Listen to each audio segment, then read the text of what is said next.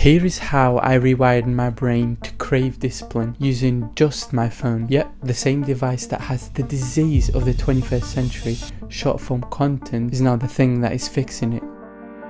I just changed one simple thing that most people miss, because everyone just tries the normal obvious stuff: delete Instagram, delete TikTok, use screen time, but none of it sticks long term because they are missing what I call the hidden key. And I spent more than 787 days experimenting and researching to finally find the answer in the iconic book Atomic Habits. And in this video I will show you exactly what the hidden key actually is and personal real life examples of how I've used it in my own life to overcome short form addiction. And at the end I've got some bonus tips to get the most out of your phone, since it's now a tool and not a distraction.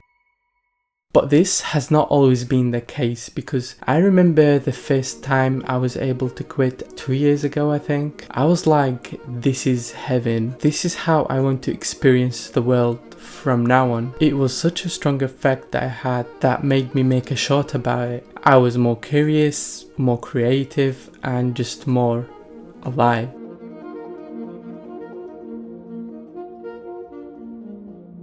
I was like, this is the point of no return.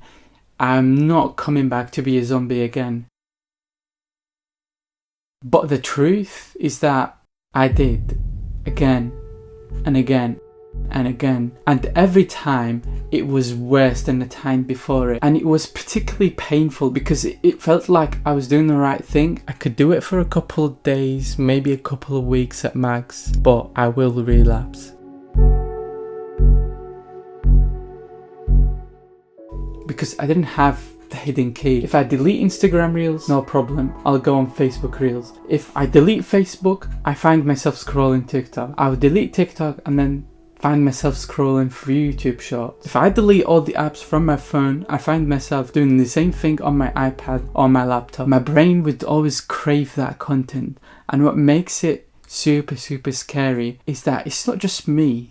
Just have a look around you. It's everywhere and it's invisible at the same time. And it turns people into zombies, scrolling, reacting, doing nothing. It affects the young and the old. It affects the rich and the poor. And it affects the clever and the fool. At least with other types of addictions like smoking, you know you're doing something wrong and you feel somewhat bad about it, but with this one you just don't. My friend said these exact words: I was able to quit vaping, but TikTok, bro, I can't quit TikTok. It's just so addicting. And I'm like, whoa, something that is so addictive like smoking and vaping, which has an addictive substance like nicotine, and TikTok is even harder to quit than vaping. So I was like, why is this so hard to quit and how does it affect everybody? Well, here is how, in a very concise and simple way, but please give this part all of your attention, because if you actually understand what's going on, you'll be disgusted with yourself if you ever scroll again, and you will just feel shameful and just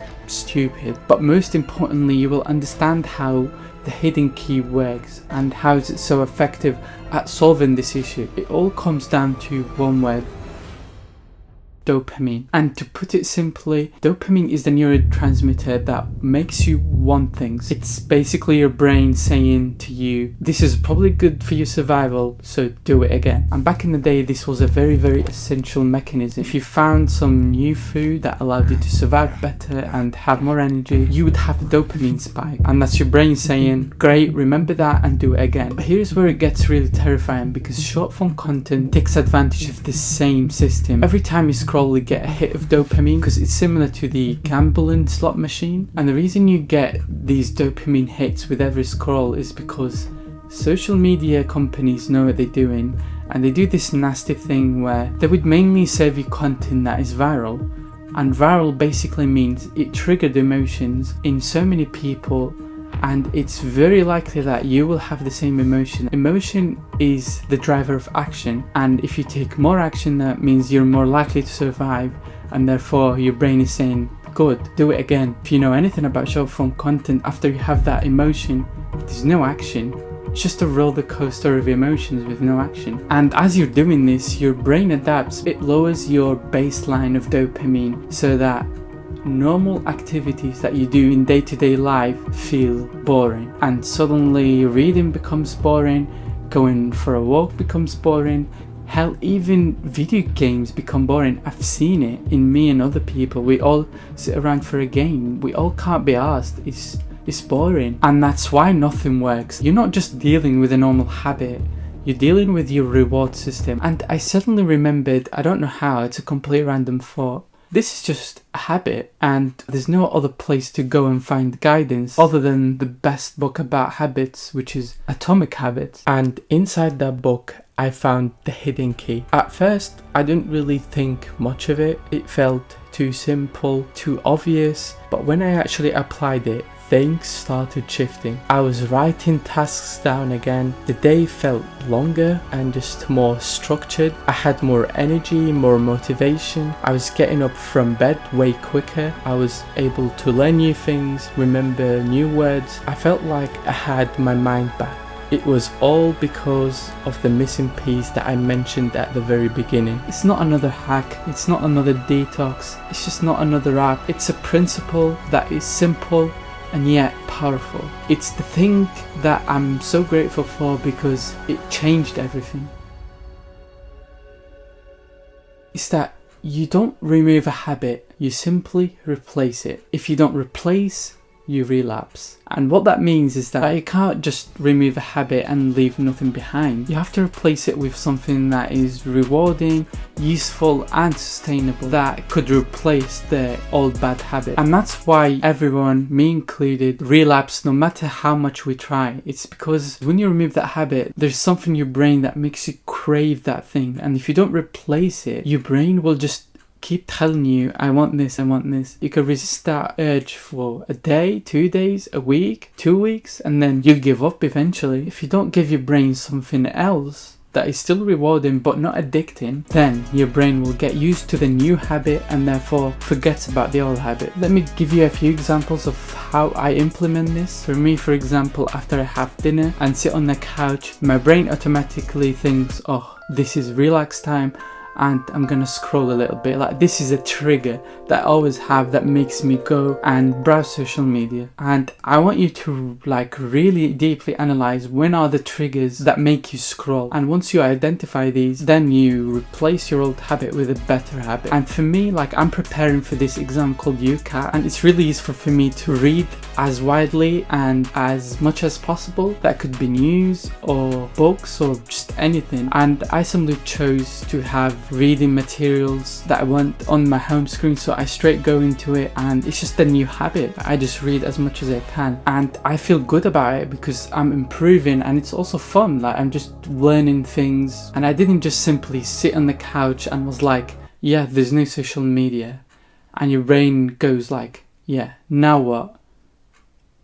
That there's nothing else to do. But now your brain really wants that back because there's a massive gap. But when I have the news to read or the book to read, that's what's gonna make your brain get used to the new habit and just forget about the old one without needing any willpower. I also love doing what I call ChatGPT dumps, where I would just go in ChatGPT and just ask something that I was very curious about. Like the other day I was curious about something to do with mortgages, so I just asked a question, I got my answer, and then asked the following question, and it's just a whole ass conversation, and it's just entertaining and useful, so you'd feel good about it, and just replaced all the bad habits that I had. This is just for recommendation or just inspiration, so you just do your thing and find your own habit. With that being said, I also have a few tips for you. Since your phone now is not a dopamine trap, it's a very useful device that you can use for very useful things. And I think one of the first things you should do is, although you now made sure that you have a good habit that replaced the old habit, but you should also make the old habit really hard to reach and make the new habit very easy and accessible to use. For example, like if I want to read the news, I would put the news widget on the home screen. I would obviously delete all the apps and also block all the websites. And I know I said at the beginning that these little tricks don't really work, which is true. I still think that, but not because they don't work, because most people use them in the wrong way. Most people use them as the main solution when they are just accessories that help the main solution work, which is the hidden key. But now that we have the hidden key, we we can use these accessories to make it even more effective, if that makes sense. One of the useful blockers that I had is called 1sec, which is a really annoying way of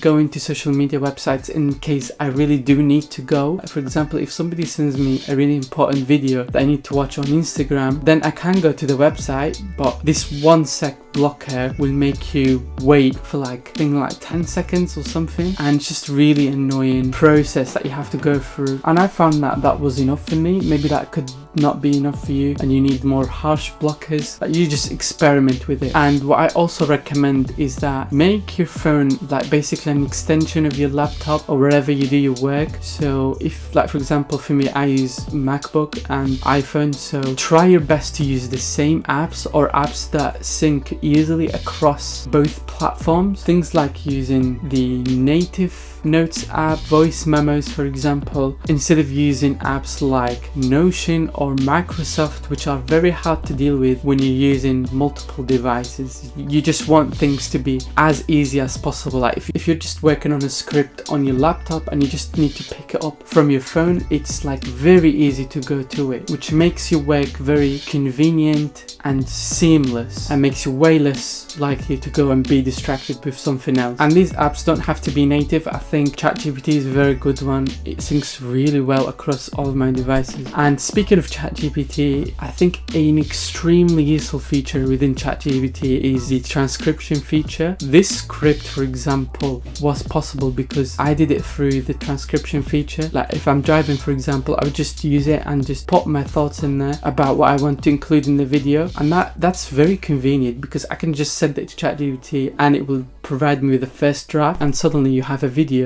It's just very good strategy to get you to start working. And if you're still watching this, like really thank you. You've already proven that you are very different, and you know from deep down that you just don't want cheap dopamine, you want something more, and you know it's wrong. So please don't delay taking action. Like even if 10 people made the change because of this video and just quit all the dopamine traps, I'll be like, I made it in life. That's all I want, because I know how much of a big difference it makes to somebody's life. Because you don't need to quit your phone, you just need to use it in a specific way to rewire your brain. You just have to start.